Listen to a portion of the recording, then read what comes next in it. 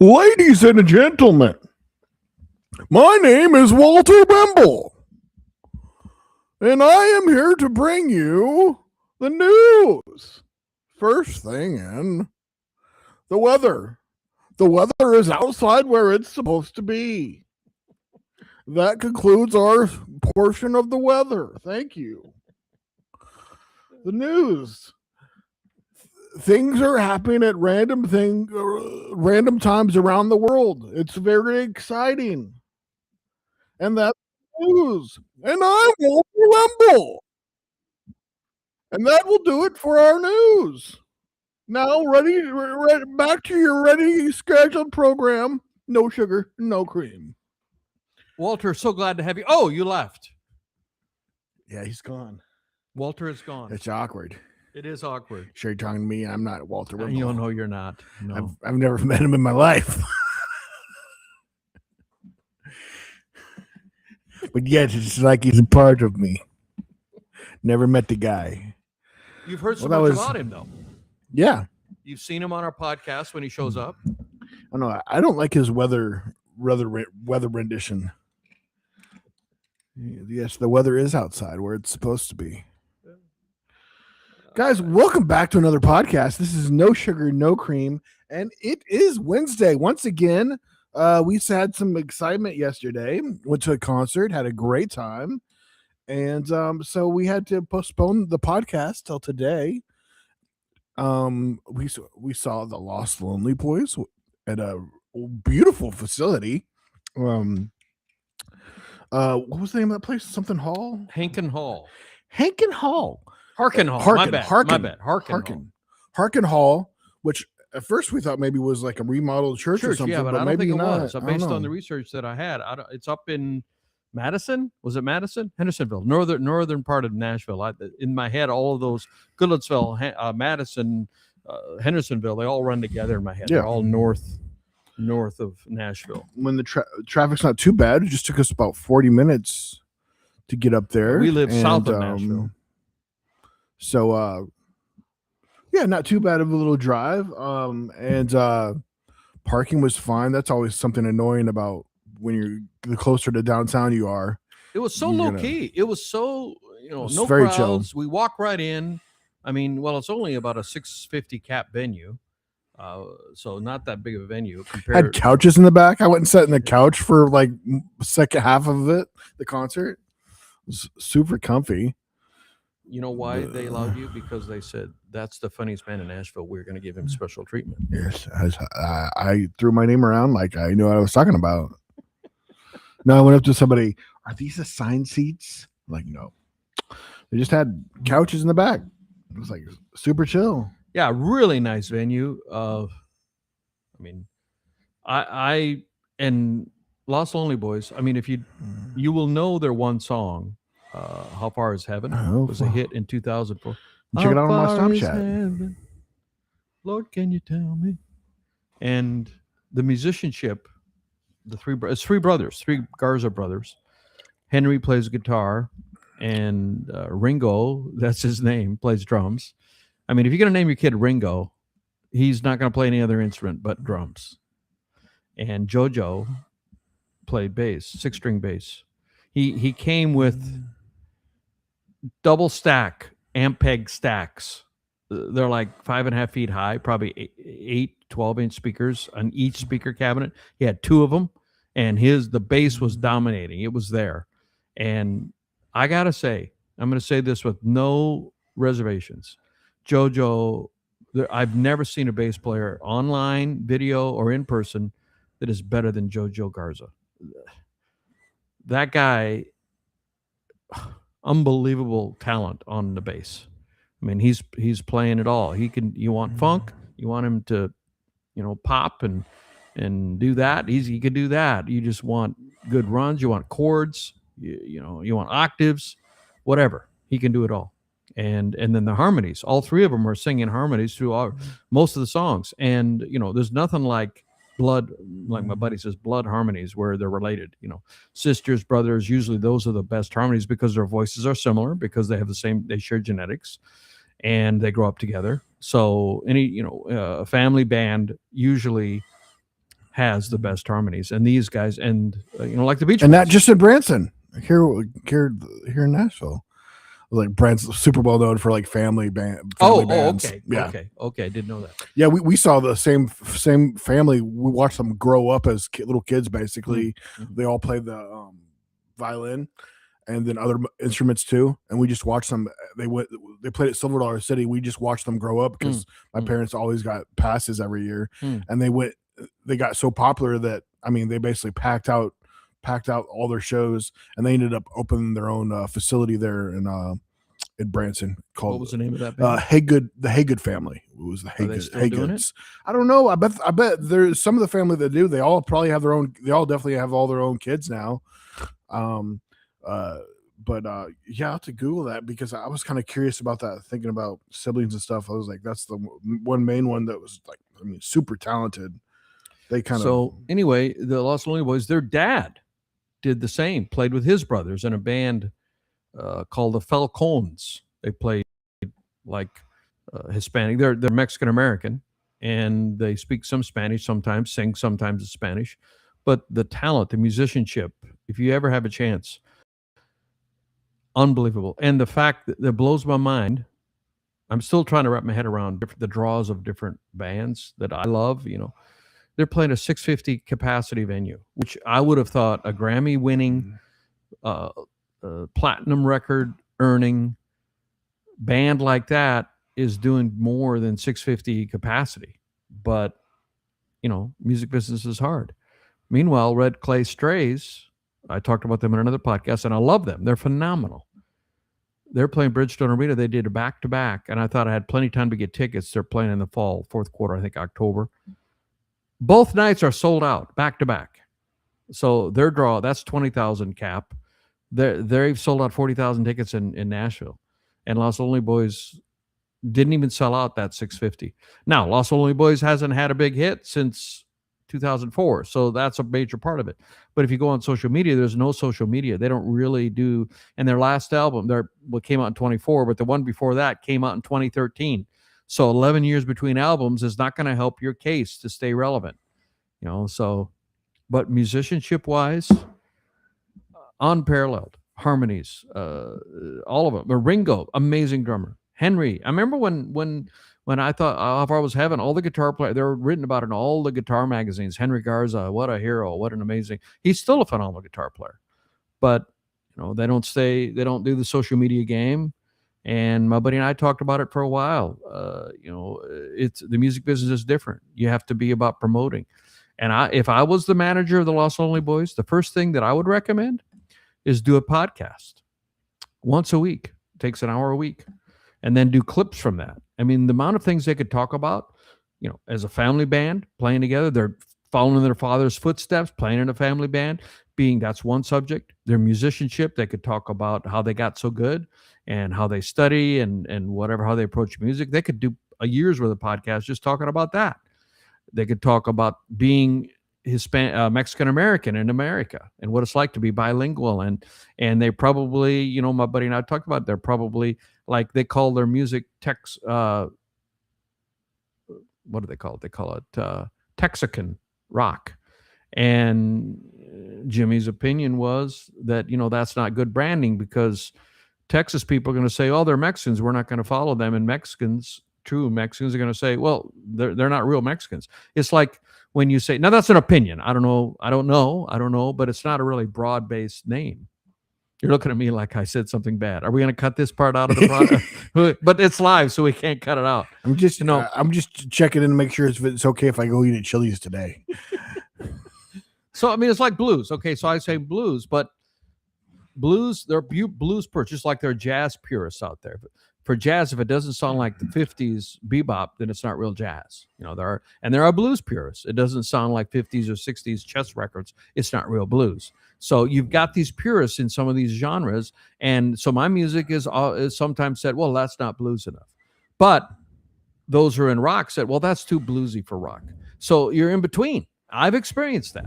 I submitted songs for pitching, and I got those exact same kind of critiques. For a blues, that's not bluesy enough. For a blues listing, that's not bluesy enough. And for a rock listing, that's too bluesy for rock. So I understand being in between genres. And so Texas, Yeah, so you just create your own genre, not bluesy enough. Welcome to Not Bluesy Enough. now that might be smart. That actually might be smart. So, but the musicianship, just off the hook. And you can tell those guys, they just communicate. They don't even have to say a word. They just look at each other. They just know each other. Well, they've been playing together. I mean, they're brothers, and they've been playing together since the late 90s. And they used to tour with their dad, with his band. So they've been playing with him since they were teenagers, or even younger, probably. So they've been playing together so long. And I saw an interview from 2025. After I saw them, I did a deep dive in articles and whatnot. And there was an interview from 2025, and the guy asked, "How do you practice?" I said, "We don't practice. We just get together and play because we know each other so well. We don't need to rehearse." And I believe it. Their musicianship is so high, they don't need to practice. They don't need to rehearse. They know each other so well that they can anticipate what each other's doing. And you could see it live on stage. I mean, you see, it looks like they're having fun. Like and Henry was kind of leaving. They did some extended jams. Like, this is really old school. Back in the day, you used to go see a band and they do a 20-minute jam on a song. There's still jam bands that do that, but that's not very mainstream. Well, Los Lonely Boys definitely did that. And you could see that Henry, he's the oldest and he's the guitar player. He's kind of leading the jams. He would play something, and then JoJo, the bass player, would follow him. And of course, Ringo on the drums is following both of them. But they're doing stuff, stopping on a dime when they wanted to. And Henry would look over and JoJo's following them. And then, of course, they did the thing where a little trick where JoJo would come stand behind Henry, and they would both play on Henry's guitar. So JoJo's playing the top three, or the bass strings, the three. How hard is that? I've never done it. Definitely takes some practice. I'm sure it takes practice. And then Henry's playing only the high strings, and they're both playing the same guitar. And what do you do? I mean, it's just part of the show. It was an amazing show. Incredible show. If you ever get a chance to see Los Lonely Boys, amazing. I'm still on a high from it. And I'm going to be listening to their music, their album. I haven't listened to that 2024 album yet, and it came out, and I will listen to it. And that's my summary of that. And that's a whole king caboodle right there. That's a good old time in Nashville. Come with us. And I didn't know these guys went to high school and grade school in Nashville. Their dad moved them here, and they grew up here. And JoJo, I think it was JoJo, was saying that he got his first ticket before he even had a driver's license. He was driving his dad's car, and there was a cop right there. And he was only like a block from home, and the cop gave him a ticket, and he didn't even have a driver's license yet. He was 15 years old. And so, and they went to, he mentioned the school they went to, the grade school or the middle school. And my buddy Mike was with us. And Mike said, "I went to the same school, and I'm about the same age as Henry. I wonder if we were in the school at the same time." Yeah. Henry said, because he was going to look at his yearbook or whatever. He was going to look at his yearbook. And so Henry's 48 and Mike's, I guess, 47. So he might have been a year ahead of him, or might have been the same year. I don't know when Henry's birthday is, but yeah, they spent their formative years in Nashville, which I didn't know that. I know they hail from a town in Texas. They say they're the family band from La Bella, Texas, I think is the name that they give. Don't quote me on that. I'd have to look that up. But I was just reading it yesterday. I think it's La Bella, Texas is where they're from. And I don't know where that is in Texas. But anyhow, amazing. Live music, nothing like live music. And then where did we go after that, Seth? Oh, we went and had to go grab some late night snacks, In-N-Out burgers, which is tasty as always, with a nice little shake. And it was very nice. We were really bad. I mean, it's not good. I mean, at midnight and you go eat all that, but it was good. It was so good. It was good. In-N-Out burger, not sponsored. But yeah, and man, the line is so long, but man, they're so efficient. I mean, you're backed all the way out practically to the street. We were further. It was busier than the last time we were there, but we were. Took less than 20 minutes, I think, maybe around 20 minutes. But not too bad. You're moving the whole time, but man, I would definitely would not want to be there when they first opened. Yeah, Like, it was there was horrible. like hours of lines. Like it was like, no, thank you. I will wait efficiently 3 months later. I think it was right. I think they opened back in January or something, January or February.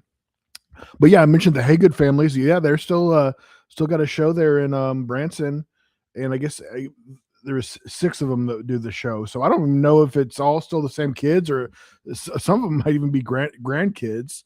But it's 5 guys and one girl, which I think there was only one girl, but I mean they're all like in their 40s now. So some of them might even be like the grandchildren playing. So basically, whoever still wants to play, entertain people, you can do it. They might even have some guest appearances. But yeah, 5 brothers, 1 sister. So but yeah, so I think we originally saw them like one of their first shows ever back in 93 at Silver Dollar City is when they first their origin, and they would do 5 to 6 shows a day there at Branson. Yeah. What? Yeah, that's what I said. I was like, I didn't know it was that many, but yeah. I mean, they did like a 45-minute show about every hour or two. So yeah, I guess that's, and man, every one of their shows would be, they just got bigger and bigger venues. When we first went, the first time we saw them, they were one of the venues that everybody just walks past. Like, it's just like their sitting area, but like it probably 150 maybe at most people would sit there and super casual. But by the end of it, they had the biggest facility there that they would pack out. But very, very talented family. I mean, yeah, I wouldn't mind seeing them again just because like it was such a thing. I mean, that was a highlight of going to Branson, was seeing this family that we had literally watched them grow up. So it was pretty cool. Shout out to the Haygood family, still killing it in Branson. So, but my parents have gone to because they built their own, a theater or whatever where they do the shows. I haven't been to that, but I only saw them in Silver Dollar City. But yeah, yeah. I ever since I did I tell you that I bought a condo? I owned a condo for a while. That. Oh yeah, and yeah. I knew that. And it was just That was the public worst knowledge. thing. That was on the news. It was the news, not the weather news. Walter Wimble shared that news. But yeah, they're not a fan of the Airbnbs there. You got to get a license. I had a friend that was was going to manage it for me, and she literally gave up and quit because she was running into wall after wall trying to get the license or whatever and get everything in order to Airbnb it there. And but yeah, so I had it for a couple of years and just basically sold it for what I bought it. And then I think during COVID, I think it just skyrocketed. I think it's worth about twice what I bought it for at least now. But you never know. But I had other properties that have gone up in value since then. But it was a nice spot. But the big thing with condos though is those dues. I mean, $350, which is completely reasonable if you go to Florida. That's about as cheap as you can get if you're in Florida, is $350 a month. But like I couldn't justify a lot of times though. Of course, it includes the insurance, but I better have a hot tub and a pool. That if I'm paying $350 a month, like which they had a couple pools and hot tub, but you still had to. I was paying all these dues every month for the golf course, and I still had to. If I wanted to go play golf, I had to pay practically a normal price for the golf. How can they do that? Yes, more shenanigans, I tell you. I do declare. That should be illegal. That should be illegal. I appreciate your support, Tim.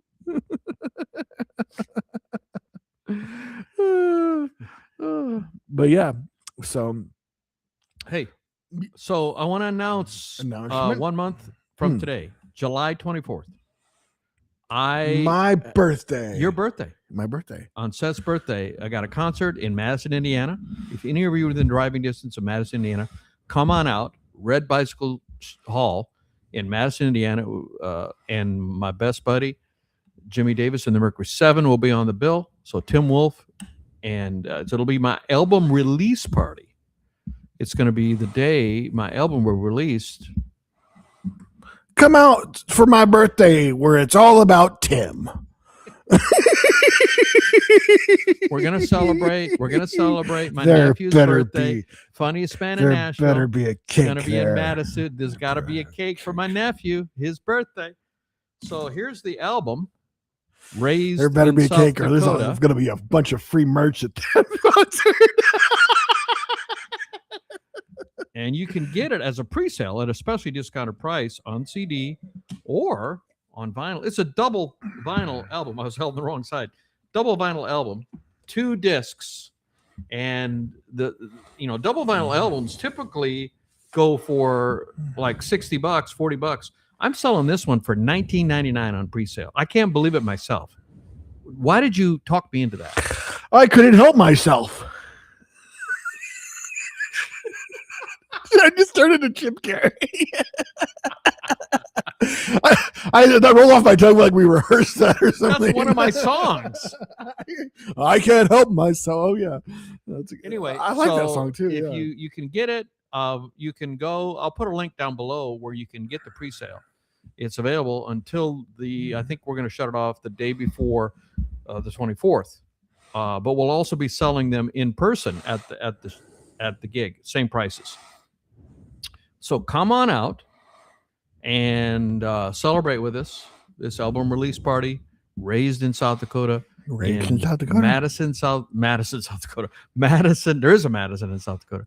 Madison, Indiana, at the Red Bicycle Hall. So, fun fact about South Dakota: it is not part of Canada. That's Tim's favorite fun fact that I know. That's not even a fun fact. There's nothing fun about that whatsoever. Nothing. I don't know why. Let's see. What do we got here? Some people have joined. So we've upgraded a little bit. You may have noticed. Mm-hmm. Figured out. I've been using a new camera, which I think I've been using my Sony camera instead of an iPhone. I think it's an upgrade. It's a higher quality photo. And last time it was a little narrow on the edges. And so I went into the settings and I changed it to 16:9. And so now the video goes all the way to the edges. So, step by step, 1% each time, we're trying to improve the experience for you. And what I really want to do, and I'm hoping to get it done by our 100th. This is our 94th. So we got 6 more to go, and then we'll be at a big round, 3-digit 100, and we need to do a big deal for that. We have talked about what we're going to do. And I want to have a website, a No Sugar, No Cream website that we will launch on the day we do number 100. So that means we might have to wait a year before we do 100. We do 99, and then we're going to wait a year so that we can get the website active. I'm kidding. I'm teasing. You heard it here first. Tim just does whatever he wants. We'll also have an email list. You can be on our email list and learn about different things about what we're doing. And then there'll be merch available. There is merch available now, but we'll be talking more about that. So we have to talk more about what we're going to do for our 100th. I mean, we got to do something special, nephew. We got to do something special and maybe get some guests, a cake, like you said. And maybe we do it remotely. Where should we do it? Somewhere, a special place, a remote podcast from a special location in Nashville. Antarctica. If any of you have any suggestions on what we should do to celebrate our number 100 and or where we should have it. Chick-fil-A. Well, is there a private room in Chick-fil-A? So 100 is a big milestone. I mean, what did you say? You had a stat for the average podcast ends after 7. Was it 7? Yeah, that's the statistic. I've heard the statistic. What percent of podcasts only make it to 7 and then quit? Like it was over most. 50%. Yeah, most podcasts only last to 7. What percent? 80%. You know, I don't know So, the you percent. know. Oh goodness, yeah, you did. That was What the heck, man? you that you harder. I'd be rushing you to the emergency room.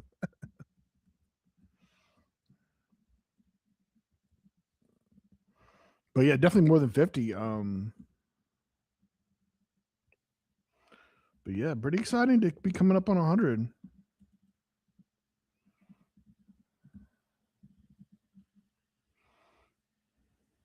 Okay. Only 22% of podcasts survive past episode 7. The remaining 78% shows are abandoned. Often referred Wow. to in the industry as falling victim to podcast fade, where hosts quietly stop releasing new material. Quietly. Wow. Have to be quiet. Stop releasing new material. So, 78%. Okay. 78% quit before their 7th episode. 44 to 90% of all shows never make it past episode 3. Of the 20 episode of the podcasts that do make it past episode 3, another 90% stop before reaching 21. Wow. So of the ones who make it past 3, 90% stop before they reach 21. 21. We're at 94. 94, right? I believe this is 94. That's what I put in all the. If I'm wrong, I'll have to change it later. I put 94 in all the headlines. I believe we're at 94. So way past 20, and we're going to make 100. There's no doubt. We're going to. Yep. We're gonna We make enjoy it. 100. You know, I mean, no matter Yeah, how it's fun. big or small. I mean, We do. We do have enjoy fun. those of you who are watch. We appreciate you. You know, every single one of you. And you make comments. Except you, we make Steve. clips. I'm got my eye on you, Steve. You know me. You know what I'm talking about. Please forgive me. There's some guy out there If named there Steve. is I'm like, somebody watching named "Me?" Steve. He's really not Me? talking about you. He's just making this up now. So, all right. Well, I'm really excited. I got a new mug, Deadpool. I was. It's got a unicorn. It'd be like how silly, a unicorn, unicorn. But you know what? I got a fun fact of the day. This is so silly, but Scotland's national animal is officially the mythical unicorn. I was like, that doesn't make much sense because, like, so far as we know, like the unicorn does not exist, but but Scotland's national animal. So I guess there's been some special sightings of unicorns there for them to call it their national animal. Isn't that random? Seth, you are so smart. Yeah, You contribute. I just wanted to. You bring up so many cool things that I am just honored and privileged to be in your presence. You know how the word oxymoron is very fitting. Itself, the name oxymoron is an oxymoron because it blends the Greek words sharp and stupid. You see, that is down your. I thought, that you would like that. That's like a smart joke. That's a smart one. That's when Seth could come up on his own. Colorado Kool-Aid has posted a comment. Thank you for joining us. A couple of comments actually. So you a fan of the Kool-Aid? Yeah, thank you. What's your favorite Kool-Aid? Is there different? I think it was red, but there's a bunch of different Kool-Aids. Or he or she spells it with an E at the end. So like an assistant, Kool-Aid, cool assistant. Oh, that's clever. Very I clever. like that. So you're very clever. A Kool-Aid. Colorado cool assistant or aid assisting. So very nice. Very nice. Colorado Kool-Aid. We really appreciate you. See, we appreciate every one of you guys who watch us either live or after or our clips even. You know, we've had pretty good success with clips. We use the platform selects review. For a while, I was doing my own clips, trying to find ones that might be interesting. And that's a lot of work, scanning through an hour podcast and trying to find clips. But we found AI now. AI is making everything easier. In fact, I heard a presentation, a website. I belong to an organization that helps coach artists, independent artists, and one of the coaches built a website on the our thing using Claude AI, and it didn't take the whole podcast. She spent a lot of time talking about how she did it. But so AI makes things easier. So now on our platform where we do the broadcasting, shout out to Restream. We use Restream app. They have an app that will search through the podcast and pick out the top 5 clips based on a virality rating that they evaluated, and somehow AI evaluates that and picks the top 5 clips, maximum length 1 minute, and then we use that, and then we post that for the next week, and we have gotten pretty good responses. Some of them are pretty funny. The funniest man in Nashville does get funny sometimes. But once we have a viral video that hits like 1 million or something a clip, that was hand selected by Tim. That was definitely not AI. That was hand selected. Okay, I'll accept that explanation. Next week we'll also be doing the podcast on Wednesday. On Wednesday, yeah, there'll be the 3 weeks in a row, I think, or maybe more. We're going to be doing it on Wednesday instead of Tuesday. I mean, we will eventually return to the Tuesday time. Tim has a TED Talk that he has to go to. Yeah, so Ted was sick. So we're gonna do it Wednesday, same time, 5 o'clock. Isn't that crazy? So, Jelly Roll. time. Jelly Roll is getting divorced. Yeah, I'm so disappointed, and that's so sad. And yeah, Not much to say I'm a there. fan. I mean, I've never been married, yeah, so what do I know about marriage? But I still have a very romantic and idealistic viewpoint of marriage.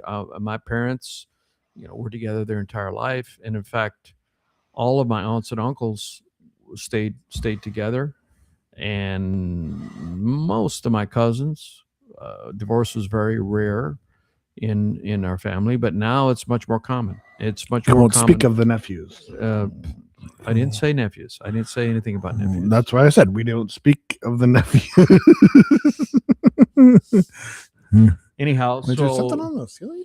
I'm just disappointed. And based on the clips that I saw, she says that it was all him. She did a podcast. She was surprised. She said she had nothing but good sense. She said, I want to be with him. I still want to be with him. I still love him. And so that's sad. I mean, come on, Jelly Roll. Come on. You got a beautiful wife, Bunny. She's absolutely gorgeous. She was with you during your times. I mean, he was with you. If you want to come on our podcast, okay, Jelly Roll, come on our podcast, our 100th podcast, and we'll allow you to share your viewpoints on the side. And that should be our guest. What's a big thing that happened in his life that does... You heard it here first. Jelly Roll will be our guest on our 100th podcast. We're going to edit that out. That's completely a made-up lie. That's not going to happen. I told Bunny that she could have the Bunny could be on the podcast. We've been talking. We've been talking. You've been talking to Bunny? Yeah, we've been talking. Just give her a shoulder to cry on. I'm a good guy. You're a good guy. You're a good guy. I'm like, hey, I've never been over 400 pounds, but I could get there. Give me some Twinkies.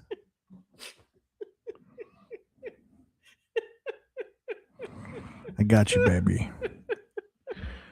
And I got to lose that weight like that loser boyfriend. Jelly Roll. I see no jelly or roll. Oh my God, I see a stick. Are you going to commit to the thing and get some face tattoos? Yeah. You got to have some face tattoos. His face tattoos are looking pretty droopy. You have no tattoos, do you? No tattoos. No and tattoos. Me neither. In fact, I wrote a song about it. My song on my new album. It just goes, I know what you're thinking. That guy don't look like he can play the blues. He's way too straight-laced, and he ain't got no tattoos. That's a good line. That's nice. That's the line. That's the first verse. But I mean, it happens often as far as with breakups when somebody loses a lot of weight. Like there's breakups happen. Seems often. They're just I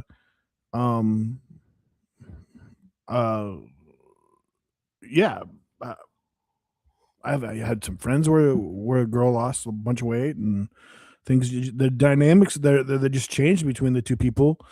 I mean, that happened with Odell. After she lost all her weight, her and her husband broke up. It's something there's probably a study on that somewhere. Why do people break up when they lose weight? I mean, you feel like a different person, you know, and it's not the person like, oh, I can. I mean, maybe in some cases, I can get a sexy person now that I lost all this weight. No, I mean, that person becomes there's a a gigantic change probably in it, and probably mentally too, you know. But there's probably a study out there that you know, with a bunch of big words in it and explanations and such. But anyways, shout out to Jelly Roll, Hope and Bunny. Hope the best for them, and hopefully, you know, I do. I hope the best for both of them. They seem to be very kind, loving people, you know. And but I mean, a lot of times we don't even know much about the you know. He's the one that's the big star, but no, she's a star within herself too. Beautiful, outgoing personalities, blown up with this podcast of hers, and I think, I mean, does modeling and all that too, I think. But yeah, it's a bummer. I mean, race both his kids is still going to treat the two kids like her own. You know, nothing's changes there, and she'll probably be here in Nashville. I think they both live here. He's making a facility for I mean, he's recovering from drugs and all that, and was in jail for, you know, from Antioch, grew up in Antioch here. But he's making a facility for people to get clean and all that, and I think kind of trying to make it free to people, or, you know, to an extent or whatever, and which is always exciting. I mean, that's it's becoming more of a common occurrence. You mentioned this before. People are drinking less and less, and because it is the U.S. is not like a lot of countries overseas where, like, it seems like the binging thing is it because the age is so off? I guess it's just our culture where, like, people struggle to just have one or two drinks. They got to just go crazy with it. And you can't just have, a lot of people struggle to just sit down and just have a glass of wine with a meal or something. They have to just drink to excess, and basically a lot of them will have to completely, you know, not drink at all, just because when they do it, it just hits a trigger and they just go crazy. But it's not that same culture when you go to other countries. U.S. does have problems, and then of course it doesn't help too. You know, the drunk driving, which thankfully has changed a lot a bit with Uber and all that, but there's still more people that there's too many people die from drunk drivers every year. But yeah, what's new? Oh, it's the Celtics. Celtics got a first round draft, 27. I guess they drafted pretty well. 7-foot guy. Right, just under 7 foot, 6'11", I guess, with the shoes on. He'll be 6'11", which is how they normally rate them, I guess, based on the podcast you played. He's close to 7 foot, but he's from Houston. But the article that I read said that he's a couple years out from really contributing. He's not quite ready. He could be a flop like Taco, maybe. Taco, yeah, Taco, tall, big. Paul. Did Taco still? Did he go back? Did he go to the G League or something, or what happened with him? Do you know? Is he out of the league? I don't know. I don't know. Definitely, we didn't hear him last year. I mean, he got just cut from. No, I don't know. Sorry, let me back up. I don't know where Taco was drafted. I was thinking of Darko Milicic, who is famously one of the biggest draft failures. He was like a 7-footer from Serbia, and he was drafted, I think, number 1, but number 2. And when you ever see an article of some of the biggest NBA draft failures, Darko is mentioned. Taco, Darko, two different people, unrelated, obviously, much years apart. And Taco is more active still. I think he's still in his 20s, whereas Darko is, you know, he's probably 50 by now. I mean, that was a long time ago, maybe 40s. I don't know. Time goes, and you're trying to catch up within your mind. So maybe add on too many years. I don't know. But yeah, it's the one of the biggest news for the Celtics is there was a big Giannis Antetokounmpo from Milwaukee had demanded a trade, or basically said, I want a trade.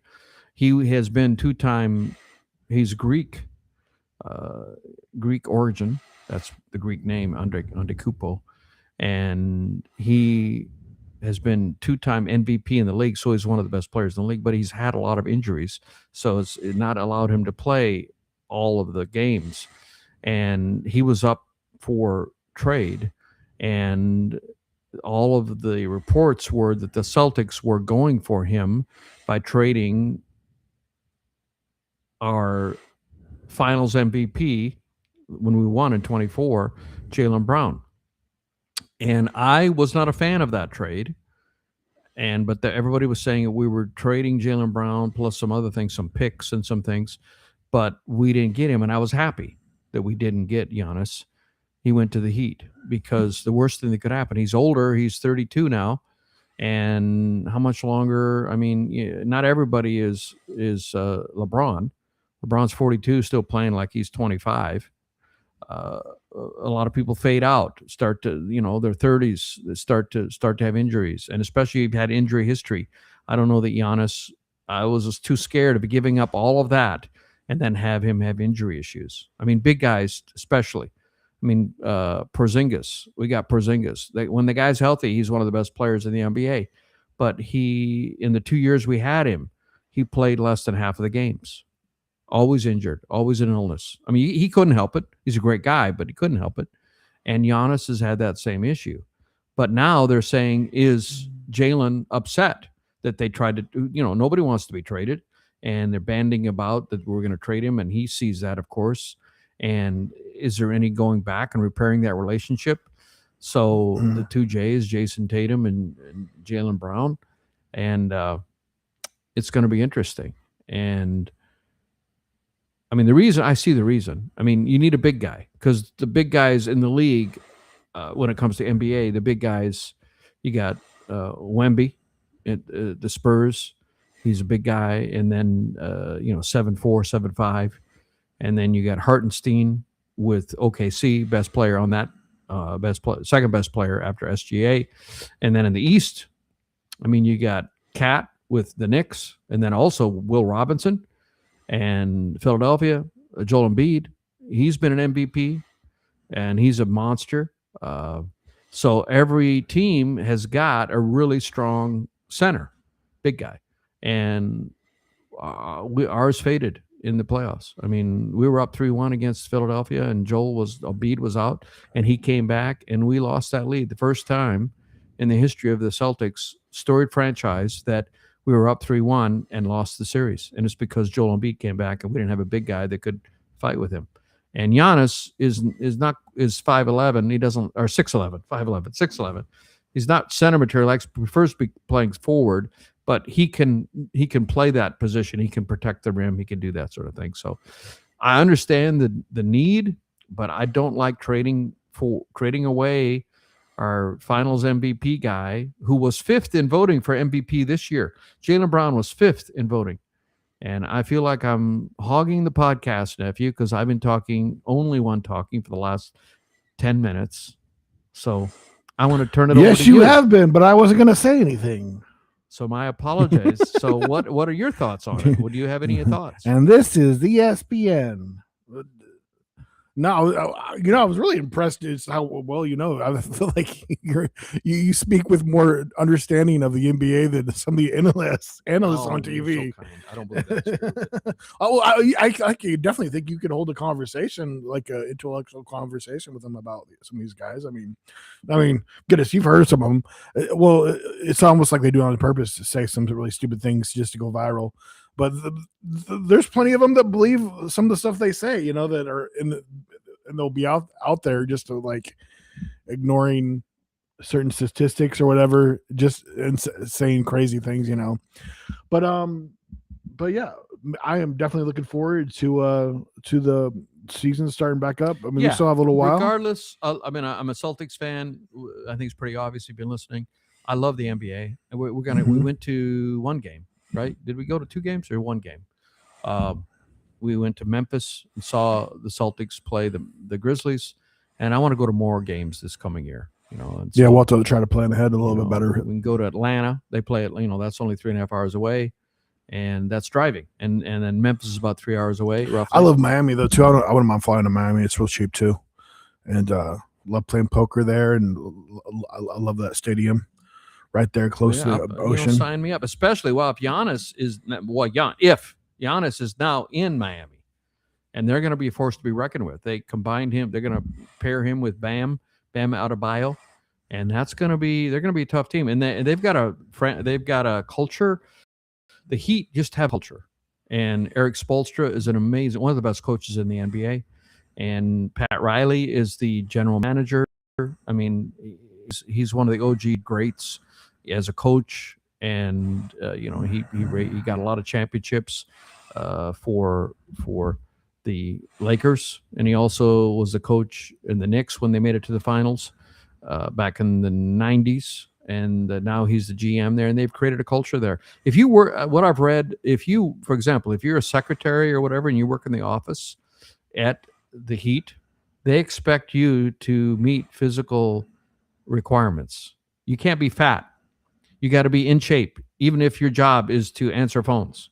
That's their culture, from the top all the way down to the guy or gal emptying the waste baskets and parking the cars. Everybody's got to be in shape. That's, maybe is extreme, but it's creating a culture. I read that. I don't know if that's true, but I believe it. I mean, they do have a great culture there.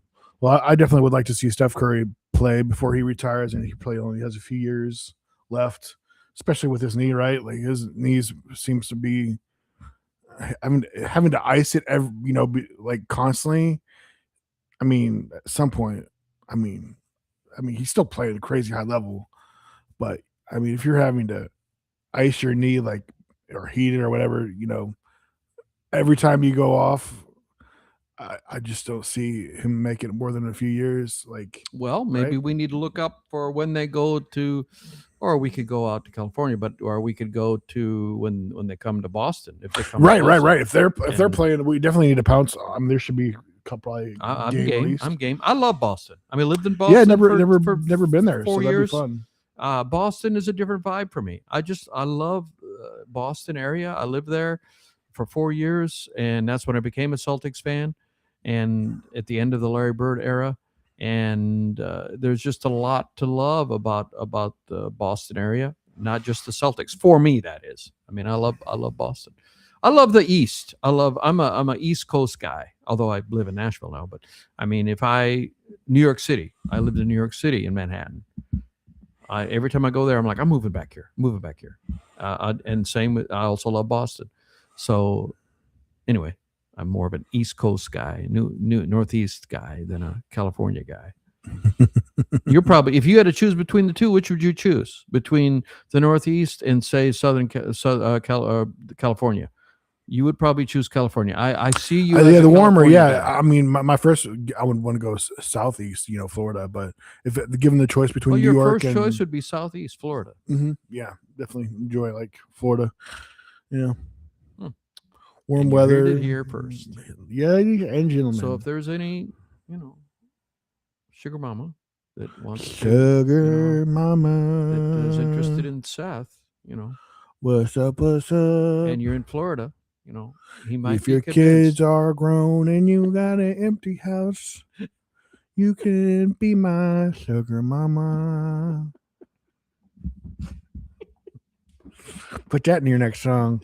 I hope we're going to make a clip out of that. We're going to make a clip out of that. We're going to tell AI to make that into a clip. Guys, sugar mama clip. Thank you so much for enjoying the podcast with us. We do. Please feel free to follow us on our social medias, Instagram, Facebook. We are on YouTube, of course. Follow us if you want to watch the podcast there, or see the clips on, especially on Instagram, and biggest shout out to our Facebook audience. That's our biggest audience still. Please feel free to share the podcast, and that gets more people out there. And shout out to, we're of course on Spotify and Apple, and wherever podcasts are, we are there. And this is no sugar, no cream. We appreciate you. We appreciate you. I'm going to end it on Instagram now. And I'm Walter Wimble. Did you get your name wrong, Walter? Let me double check. The weather is still outside where it should be, and that's where it's going to stay.